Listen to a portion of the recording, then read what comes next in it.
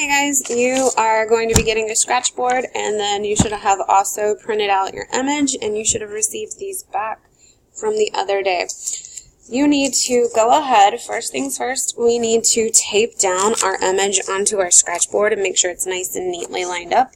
So I'm going to go ahead and look at mine and make sure mine's lined up on my board and pretty centered, because this piece of tape that I'm putting on here, it will not be removed pretty much the whole entire time that I'm working on this project.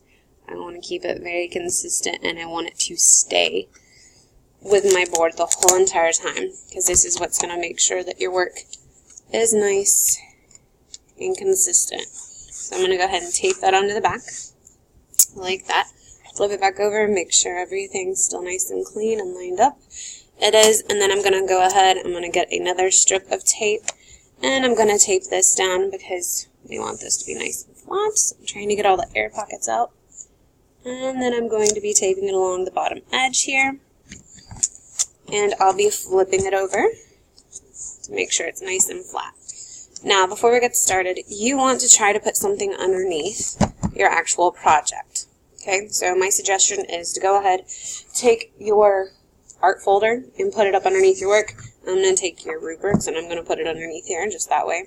It has a bigger bit of a cushion. So the first thing we want to go ahead and do is, for me, I like to make sure that I'm keeping everything clear in my head where my values are. So you're going to see there's a couple of little areas where I have numbers on them. Okay, so my lightest area is right here.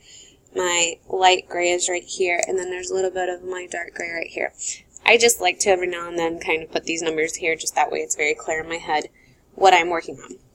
But for the first part of our project, we're going to go through and we're going to be outlining our black areas. Okay, so anywhere where you have black area, you're going to go through and just start outlining. Make sure the pressure on your hand is very, very hard, because if you do not push through, then whenever we look at our scratch board, you're not going to see any indentation, and then all your work was for nothing. Okay, so right here where I have this white, I'm not going to be outlining right there, because whenever I do end up flipping my paper over, I am going to be faking his ear because I want it to continue along this edge instead. Okay, so I'm going to go ahead and pause. I'm going to outline my black, and I'm going to let you do the same. Okay, and then we'll come back together. Okay guys, so at this point I went ahead and I have outlined all of my different black areas. Let me just kind of show you a couple different areas. Like right here within the eye, you see how it gets very kind of splotchy? It's not going to be to your advantage to get it as exact as possible. In this area, I just kind of made a very generic kind of oval shape. That way, whenever I looked at the back, I'm reminded of the fact that, yes, all of this is black. And whenever I get to my dark gray, then I can remove whatever it is that I need to. I'm not going to feel like I have to be exactly the same. And so that being said, you see up here in the hair, and some of you guys are going to have the same issue, if not even more so than I do. All of this space in here is all black. So what I did was I just outlined the edges as best as I could. Some of them I just left it alone, and I'm just going to come back and outline right here. And that way, whenever I move up into the hair, I'm going to have to take a little bit more artistic license. And at that point, I'm going to be flipping back and forth between my actual scratch board and the image. That way, I'm trying to match up those values a little bit more. Okay, so at this point, we can flip our page over and just check and see and make sure that all of those lines did go through to our scratch board. Because if they did not, then we're going to have to go back through. So right now, yes, I have pretty good indentations. I know you probably can't see them. But everything that I have pushed through, I see right now. Okay, so I'm going to flip my board back down. And at this point, I'm going to go ahead and I'm going to start outlining where I see my dark grays now. Okay, so I want you to go ahead and do the same as well. Okay guys, at this point I have already outlined all of my black areas and also all of my dark grays.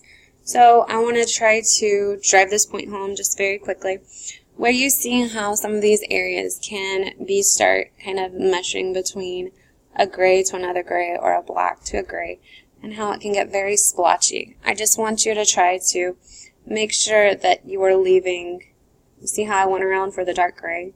Leave extra space for that dark gray, because remember, since this is scratchboard, your board is black.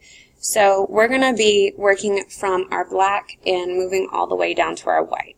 So that means that we're essentially, every single step, we're removing more and more of our scratchboard. So if we leave this extra area a little bit darker when we want to, then we can indeed remove it and make it have more of those details. That's why we want to not necessarily make it perfect to begin with, but just kind of get the edges of what it is that you need. Okay, so once you have your blacks outlined and then your dark grays, then we're going to flip our page over and we are going to see exactly what it is that we have. Now, feel free to do this. I think it's kind of a good trick. Wherever your tape line is, I want you to make a little line for it. That way, whenever you go back to tape it, you can make sure that you're taping it exactly the same way. That way your paper is not moving on your board. So I'm going to go ahead and flip mine over. Just check and see that I have all my lines. And it looks pretty good. So I'm going to go ahead and pause for a second, and then I'll come back and I'll start putting down some of my dark grays. That way we can move forward together. Okay guys, so you should be working on creating your dark gray values right now. So right now this is my dark gray, and I'll kind of show you really quickly. So I'm working in this area just kind of around his eyes. And so just one quick suggestion. I'm going to provide for you a second image of whoever it is you wanted to do your portrait on. Do not remove this from your board at all. You can kind of use this to help you reference if you have an issue, but I'll also say this. Depending on your mark, sometimes it's good for you to still go back and kind of flip back and forth just to make sure, because I know I had a little issue right in here. I wanted to check and just make sure that I wasn't removing too much. So go ahead, start creating those dark gray values, and that's the only area you should be working on right now. Be careful not to remove the black areas. You need to leave those alone completely. Okay? So make your dark grays right now.